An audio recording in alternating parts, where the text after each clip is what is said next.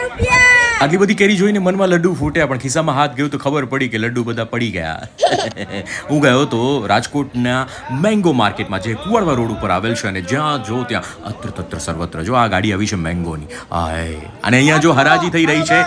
મને જોઈને ખોટી ખોટી હરાજી કરે છે. જો બધાના ચહેરા ઉપર સ્માઈલ છે. કરો કરો હરાજી. કિશોરભાઈ, શું ભાવ ચાલે છે અત્યારે પેટીના? પાકલ પેટી 1200 થી 1800 2000 સુધી વેચાય.